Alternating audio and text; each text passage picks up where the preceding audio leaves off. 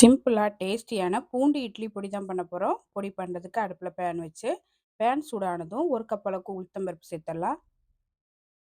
1 spoon துவரம்பருப்பு, 2 spoon கடலைப்பருப்பு, 15 போல் வரமிளகா, கொஞ்சமாக கருவேப்பிலை இலை எல்லாம் சேர்த்து நல்லா வறுத்து விட்டுடலாம்.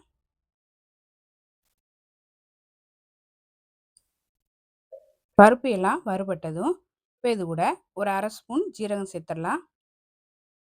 அரை ஸ்பூன் மிளகு எல்லாம் சேர்த்து வறுத்து விட்டுடலாம். நல்லா வறுபட்டதும் எடுத்து வேற ஒரு பிளேட்டில் மாற்றி ஆற வச்சிடலாம். அதே பேனில் 1 ஸ்பூன் ஆயில் விட்டுருக்கேன். ஆயில் சூடானதும் 2 போல் பூண்டை இடித்து எடுத்து வச்சுருக்கிறேன். இப்போ பூண்டு சேர்த்து நல்லா வதக்கிடலாம்.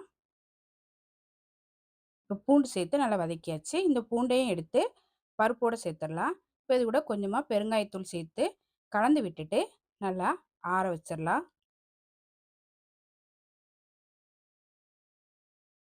நல்லா ஆறுனதுக்கப்புறமா மிக்ஸி ஜாரில் மாற்றி இப்போ இது கூட தேவையான அளவு உப்பு சேர்த்து பொடியை அரைச்சிட்டு வந்துடலாம்.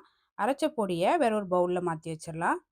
ரொம்ப டேஸ்டான பூண்டு இட்லி பொடி ரெடி. இந்த பொடியை இட்லி தோசையோடு வச்சு சாப்பிட்றதுக்கு ரொம்ப நல்லாயிருக்கும். ட்ரை பண்ணி பாருங்கள்.